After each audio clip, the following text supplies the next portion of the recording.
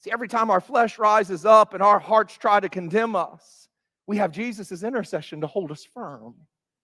Every time that our accuser tries to remind us of our sin, past or present, we have Jesus' intercession to remind us, to hold us firm. But even more, we have Jesus' blood to remind us that I'm clean. I'm forgiven. I am set free. There are no curses that are still on me or my line. There are none of these things that we have tried to somehow incorporate into salvation. How can I be saved if I'm still bound? How can I be delivered if I'm still caught up?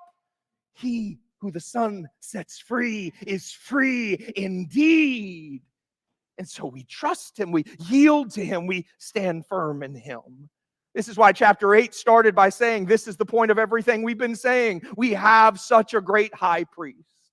The fact that it is impossible for God to lie means that when he said that Jesus was a priest forever, we have an immovable hope that an acceptable sacrifice and perfect intercession will eternally be offered on our behalf.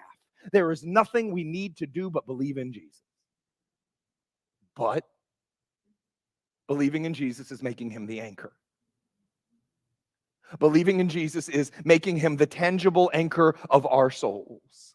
And once again, what does an anchor do? It holds things firm. I can't be tossed by everything that happens in my life.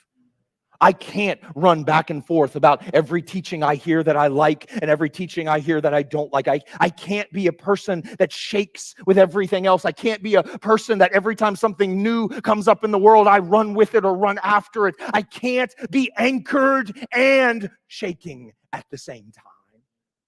There's got to be a place where we as a people hold firm. And that's what the author of Hebrews is telling the original readers, that at the beginning there were times where you endured much, but then you even joyfully accepted the plundering of your property, since you knew that you yourselves had a better possession. You and I may be sitting here saying, no one's ever taken my stuff, so let's make it more than stuff. When was the last time we joyfully accepted the loss of a dream or a goal, an expectation, a desire, a reputation? Things that we wanted for ourselves, but maybe they never came from God at all.